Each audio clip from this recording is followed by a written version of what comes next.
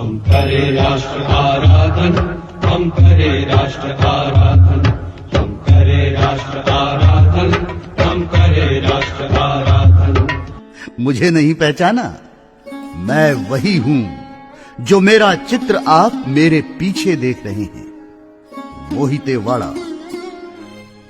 कोई नई व्यवस्था निर्माण करना, इसका मतलब स्वतंत्रता प्राप्ति के बाद कार्य करे ऐसा कोई संगठन जो सदा सन्नद्ध हो, स्वार्थ रहित हो, शक्ति संपन्न हो और ध्येय पर अविचल श्रद्धा रखने वाला हो। ऐसे संगठन की नींव अभी से रखनी होगी। हमारा संगठन राष्ट्र प्रहरी का काम करेगा। संघ का है ध्येय शाश्वत, ध्रुव सितारे सा अचल। संघ का है ध्येय शाश्वत। हमने हमारे संघ की स्थापना की है एक महान उद्देश्य से। वो है हमारे प्राण प्रिय भारत माता का अतीत का वैभव पुनः प्राप्त कराना, उसे पुनः विश्व गुरुत्व प्रदान करना। हमारी सभ्यता संस्कृति का प्रतिनिधित्व हमारा ये भगवा ध्वज करता है। इसलिए हम सभी हमारे गुरु भगवा ध्वज का पूजन करेंगे। निश्चय के बिना संघ कार्य संभव नहीं, ये तो सच है। परंतु तुम अभी छोटे हो, अपनी शिक्षा पूरी करो, बाद में प्रचार के लिए जाना। क्योंकि प्रचार के लिए तुम्हें अपना व्यक्तित्व प्रभावी बनाना होगा, जो केवल शिक्षा से ही हो सकता है। मैंने जंगल सत्याग्रह में हिस्सा लेने का निर्णय किया है। निश्चल हो निर्मल मति से, श्रद्धा से मस्तक नत से, हम करे राष्ट्र अभिवादन, हम करे राष्ट्र अभिवादन, हम करे राष्ट्र आराधन, हम करे राष्ट्र आराधन, आराधन करे राष्ट्र आराधन।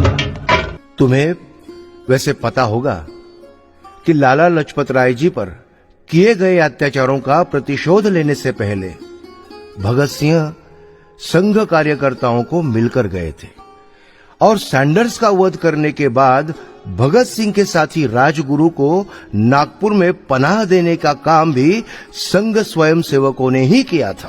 आप तो जानते हैं कि अस्पृश्यता नष्ट करना कितना कठिन है। ये होते हुए भी आपने संघ में इस कठिन कार्य को कैसे सिद्ध कर लिया? मैं आपको और राष्ट्रीय स्वयंसेवक संघ को हृदय से मानता हूं, लेकिन अभी तक मेरा झुकाव अध्यात्म की ओर था। किंतु स्वामी अखंडानंद जी ने कहा है तो मैं आपका अनुयायी बनने प्रस्तुत हूं। हमारे समाज में लिप्त असमानता की भावना नष्ट कर हिंदू, जैन, बौद्ध, लिंगायत तथा आर्य ये सभी पंथ संगठित हो जाए, इसलिए भारतवर्ष को संघ की आवश्यकता है। अपने संघ का अखिल भारतीय वर्ग 1 महीने से चल रहा है।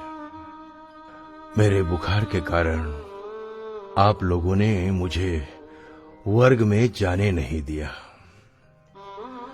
परंतु आज वर्ग का समापन है। आज तो मुझे जाना ही है। ये हमारा अखिल भारतीय प्रशिक्षण शिविर है,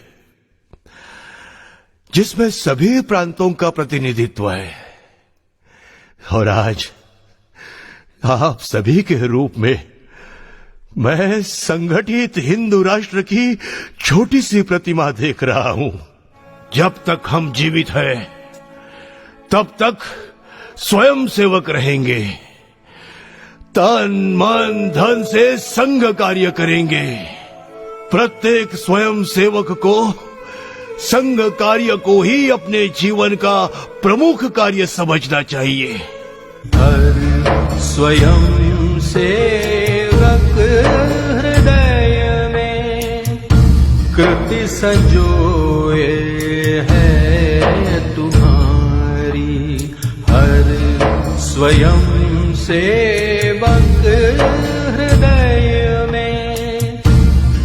संजोए है तुम्हारी, कृति संजोए है तुम्हारी। प्रचारक व्यवस्था। प्रचारक व्यवस्था? हाँ, प्रचारक व्यवस्था। पूजनीय डॉक्टर जी ये अच्छी तरह जानते थे कि इस परिस्थिति का निर्णायक लाभ उठाने के लिए एक शक्ति संपन्न और राष्ट्रव्यापी संगठन की आवश्यकता है। राष्ट्रीय स्वयंसेवक संघ की स्थापना भी उन्होंने इसी दृष्टि से की थी।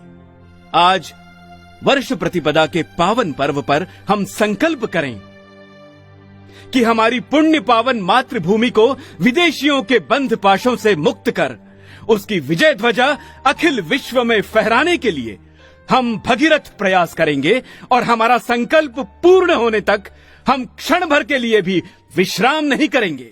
जय जय भारत, जय जय भारत, जय जय भारत, जय जय भारत। मन मस्त फकीरी भारी है, अब एक ही धुन जय जय भारत। मन मस्त फकीरी भारी है, अब एक ही धुन जय जय भारत। मन मस्त फकीरी भारी है, अब एक ही धुन जय जय भारत। मन मस्त फकीरी भारी है, अब एक ही धुन जय जय भारत।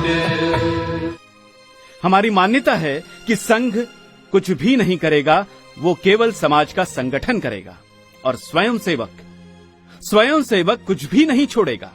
संघ ने क्या किया इसकी विज्ञापनबाजी हम नहीं करना चाहते, क्योंकि अपनी मातृभूमि और समाज बांधवों की सेवा की विज्ञापनबाजी कैसी, ये हमारा आद्य कर्तव्य है। किंतु इतना बता दूं कि इन सारी घटनाओं की यदि जानकारी दी गई तो हर व्यक्ति के रोम रोम से संघ की जय जयकार की ध्वनि के सिवा अन्य ध्वनि सुनाई नहीं देगी। मातृभूमि पुत्र वीर हम, दुश्मनों को देख देड़ हम। देश रक्षा करे, धर्म रक्षा करे, युद्ध में न पीछे हटे। अभी अभी समाचार प्राप्त हुआ है कि दिल्ली में किसी सिरफिरे व्यक्ति ने पूजनीय महात्मा जी की हत्या कर दी। मैं इस घटना का तीव्रता से निषेध करता हूं। दादाराव जी, सभी स्थानों पर तुरंत टेलीग्राम करो। आदरणीय महात्मा जी की मृत्यु पर शोक प्रकट करने हेतु 13 दिनों तक संघ शाखाएं बंद रहेंगी।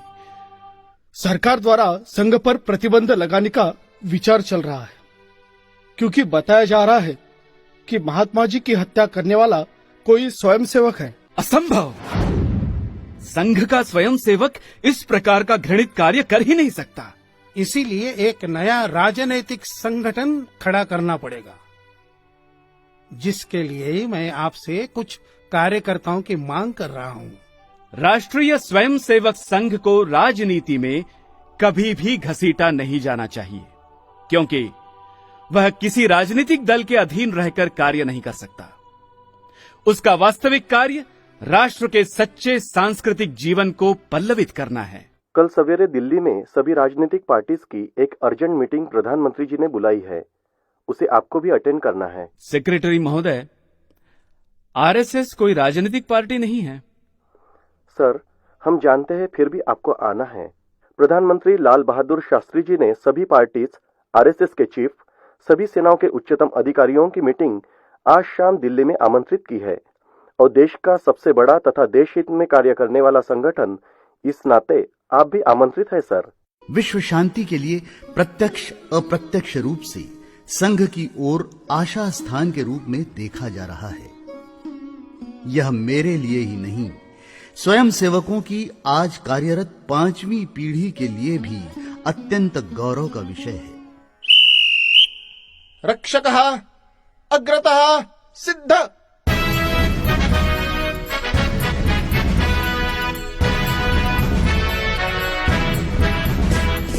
पथ का अंतिम लक्ष्य नहीं है सिंहासन चढ़ते जाना, सब समाज को लिए साथ में आगे है बढ़ते जाना, बढ़ते जाना, बढ़ते जाना, बढ़ते जाना।